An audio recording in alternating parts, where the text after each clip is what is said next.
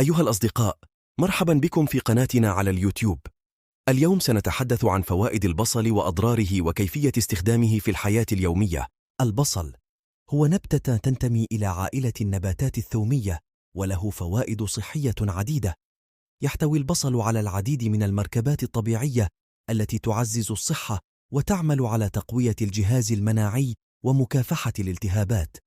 إليكم بعض فوائد البصل. 1. تعزيز صحة القلب. يحتوي البصل على مركبات الكويرسيتين والفلافونويدات التي تساهم في خفض ضغط الدم وتقليل مستويات الكوليسترول الضار في الجسم، مما يحمي القلب والأوعية الدموية. 2. تقوية جهاز المناعة. يحتوي البصل على العديد من الفيتامينات والمعادن التي تعزز جهاز المناعة وتساعد في مكافحة الالتهابات والأمراض. 3. مكافحة السرطان.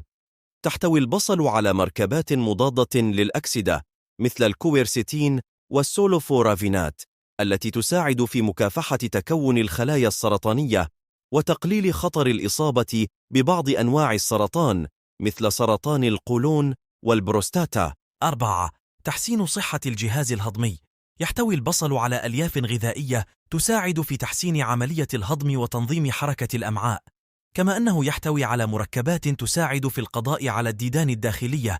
ومع ذلك، هناك بعض الأضرار المحتملة لتناول البصل بكميات كبيرة أو لبعض الأشخاص الذين قد يكونون مصابين بحساسية للبصل. قد يسبب البصل في بعض الحالات الحموضة المعوية أو الانتفاخ أو الغازات المعوية. يجب أن نتذكر أن هذه المعلومات هي للإشارة فقط ولا تغني عن استشارة الطبيب المختص. قبل تناول أي طعام جديد أو إجراء تغييرات في نظامك الغذائي، يجب عليكم استشارة الطبيب أو الخبير الصحي المعتمد.